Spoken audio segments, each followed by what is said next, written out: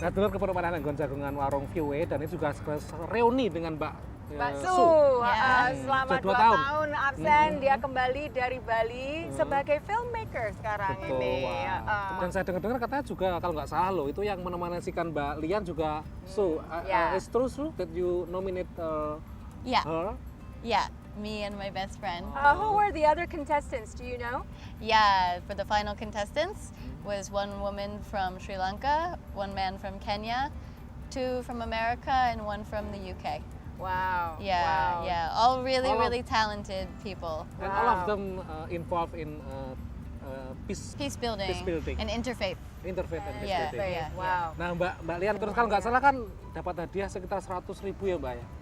100.000 dolar. Terus apakah nanti juga setelah pulang ke Indonesia nanti uangnya akan juga untuk digunakan untuk LSM itu untuk mengembangkan kegiatan-kegiatan lebih lanjut? Ya, Coexus Prize yang saya dapat itu semua untuk perempuan dan anak yang selama ini bekerja bersama-sama dengan saya dan juga yang akan bekerja sama dengan saya. Kalau sekarang situasi konflik, situasi di Poso benar-benar sudah benar-benar konfliknya sudah tuntas atau masih ada letupan-letupan konflik, Mbak, di Poso sekarang?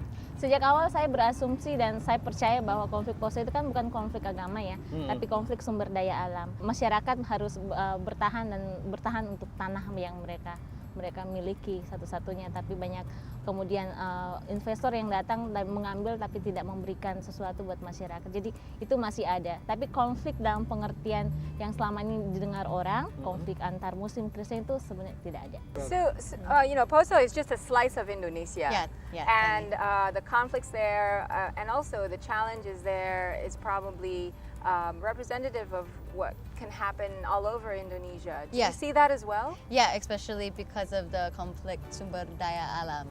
Yeah, so it's the same pattern with the conflict for the natural resources, that where people get divided by religion and by ethnicity. Nah, Okay. Iya. ngomong tentang pemberdayaan perempuan, tadi kan Iya. sempat sampean singgung itu. Yeah. Ini ada juga satu liputan tentang kegiatan tentang hak-hak perempuan di Arab Saudi. Ya, bagaimana mereka itu telah mengalami perubahan ya, Kak, ya? Sedikit. Pada tahun 2012 ini, ada perubahan di kota-kota Arab Saudi. Hadirnya penjaga toko perempuan, walaupun hanya di toko-toko pakaian dalam wanita. Raja Abdullah menyetujui peraturan ini. Setelah bertahun-tahun perempuan Saudi memprotes dilayani penjaga toko laki-laki. The decision makes it more comfortable for women to have privacy, and women can speak to the saleswoman and explain their needs better. At the same time, the female staff connect with women clients better than men. It avoids embarrassment. Walaupun undang-undang ini adalah sebuah perbaikan, sebagian besar perempuan Saudi masih dilarang bekerja. Religious nationalism tries to create the kingdom of God on earth, and by doing that they use women because they are the visible sign of this nationalism. For 2 reasons, women are responsible for reproducing the nation physically and also reproducing it socially and culturally. Di permukaan, masyarakat Saudi tampak sedang berubah. Pada awal tahun 2012, jumlah perempuan seperti di Riyadh mulai melawan tradisi lama yang melarang mereka mengendarai mobil. Para pejabat tidak secara keras menolak tuntutan mereka. Polisi cenderung tidak menghiraukan supir perempuan, kecuali jika ada yang memotret. Apakah ini tanda awal revolusi hak asasi perempuan Saudi? Absolutely not. What we have seen is minor protest that is co-opted by the state, such as, for example, the lingerie incident or the driving incident.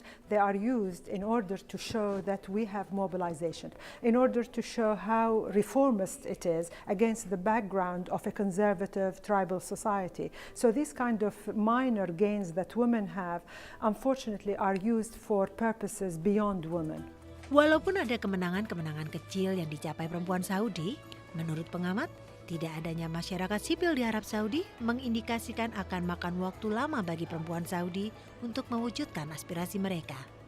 Demikian laporan tim VOA. Pikir-pikir mungkin Indonesia sedikit lebih maju daripada itu. Ya, sangat maju menurut kalau dibandingkan dengan cerita tadi ya. Ya, dan karena itu saya rasa proses pemberdayaan terhadap perempuan sebenarnya harus terus dilakukan di manapun, di negara manapun. Ya, bukan hanya terhadap perempuan, seharusnya juga ini dilakukan terhadap laki-laki ya. Jadi laki-laki juga punya perubahan perspektif terhadap perempuan. Peran Itu perempuan dan penting. sebagainya, hak perempuan ya. Itu sangat penting itu. Nah, dulur ini obrolan ini parkir dhisik lan diterusne sakwise pesen-pesen Pesan-pesan iki. iki.